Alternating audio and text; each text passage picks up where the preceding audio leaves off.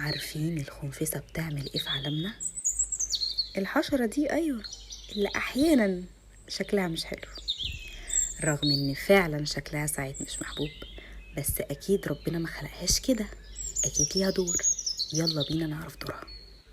وزي اي حاجة ربنا خلقها فيها الخير وفيها الشر، حتى في الخنافس. الخنافس عبارة عن جيوش حرفيا، بس جيوش في الخير وجيوش في الشر. جيوش الخير بقى بتعمل ايه؟ بتنظف البيئة. يعني مثلا في خنافس بتاكل النباتات الميتة والأخشاب التالفة، وده بيعمل ايه؟ بيرجع العناصر الغذائية للبيئة، يعني بيرجع التربة تاني قوية.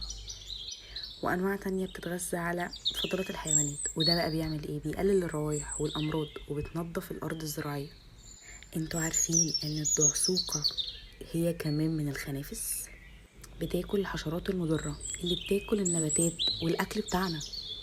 ده غير ان الخنافس أكلة عند الطيور والزواحف والضفادع، يعني هي أكل لغيرنا.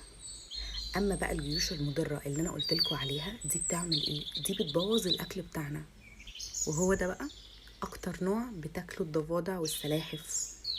وفي نوع تاني بقى من الخنافس اسمه سوسة الخشب، ده بياكل الخشب وبيبوظه، ولو عضت الإنسان بتبقى مزعجة شوية لكن مش مميتة. عارفين ايه تاني بياكل الخنافس؟ البط. اه والله، البط اللي احنا بناكله ده بياكل الخنافس. وهنا لازم نتعلم حاجة مهمة، ان ربنا ما بيخلقش حاجة كده وخلاص، لازم تكون ليها دور.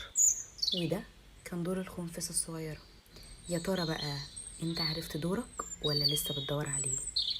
والسؤال هنا بقى، هتاكلوا بط تاني؟ انا شخصيا بعد ما عرفت المعلومة دي استحالة.